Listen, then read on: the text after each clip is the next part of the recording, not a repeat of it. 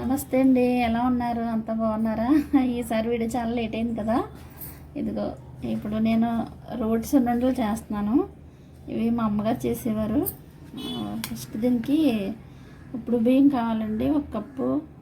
ఇవి నేను 2 కప్పులు తీసుకున్నాను. అంటే మీకు శాంపుల్ చూపిస్తున్నాను కొద్దిగా. ఇది అంటే బాయిల్డ్ రైస్ తెలుసు కదా. వీటిని కడిగి ఆరబెట్టి దోరగా వేయించుకోవాలి. వేయించిన తర్వాత ఇదిగో ఇలా వస్తాయి. ఇవి కూడా వేయించి ఉండిచ్చాను.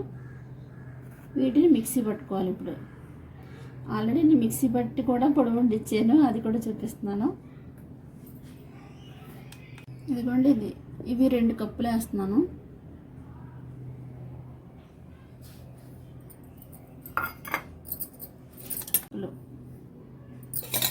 ఇదిగోండి 2 కప్పులు తీసుకుంటున్నాను. దీంతో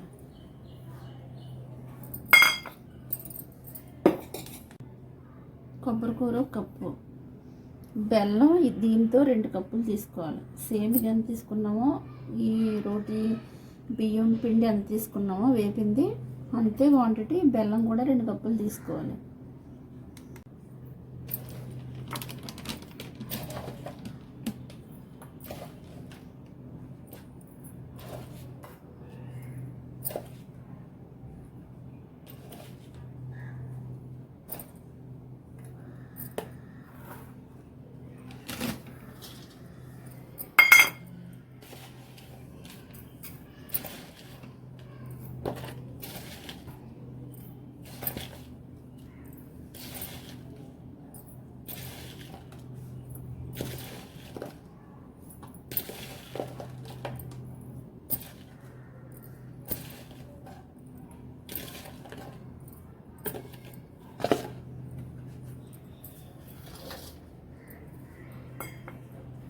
ఈ కొబ్బరికూర కూడా వేసేస్తున్నాను.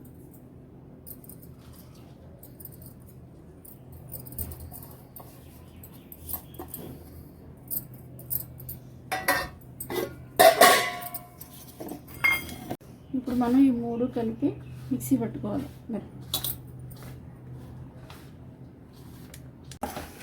ఇప్పుడు ఇది మిక్సీ పట్టుకుందామండి. అంటే దీన్ని రోట్లో వేసి దంచుతారు, అప్పుడు చాలా బాగుస్తాయి. మనం మరి రోట్లో అవి లేవు కదా ఇప్పుడు, అందుకని మిక్సీ పెట్టుకుందాం. ఇది ఇలా మెత్తగా మిక్సీ పట్టుకోవాలి దీన్ని. ఇప్పుడు బాగా ఇప్పుడు సున్నుండల్లా లడ్డూలు అవుతాయి అన్నమాట. సాఫ్ట్గా మెత్తగా వస్తుంది. దీన్ని ఉండలు చేయడానికి ఈజీగా ఉంటుంది అన్నమాట. ఇందులో అసలు ఇప్పుడు కొంచెం కూడా అసలు వాటర్ వేయకూడదు. వాటర్ వేయకుండా బెల్లం, కొబ్బరి తురుము ఈ పొడితోటి లడ్డూలు చేసుకోవాలి. అప్పుడు మీకు ఒక వారం రోజులు ఉంటాయి. నీళ్ళు తడి చేయకుండా చేయాలన్నమాట. ఇలాగ వీటిని లడ్డూలు చుట్టుకుందాం.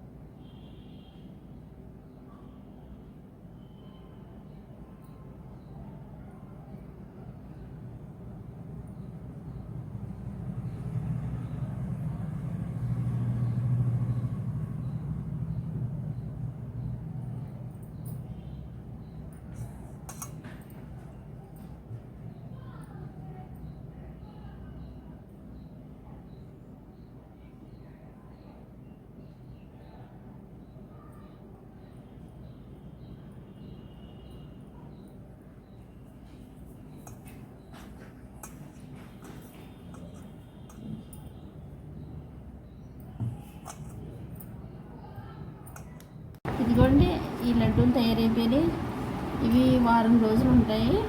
మీరు ఇలా చేసుకుని తినండి. వారం రోజుల కన్నా ఎక్కువ నిల్వ ఉండవు. వారం సరిపడా మాత్రమే చేసుకుని ఇలా 2 కప్పులు అయితే వారం రోజుల్లో అయిపోతాయి.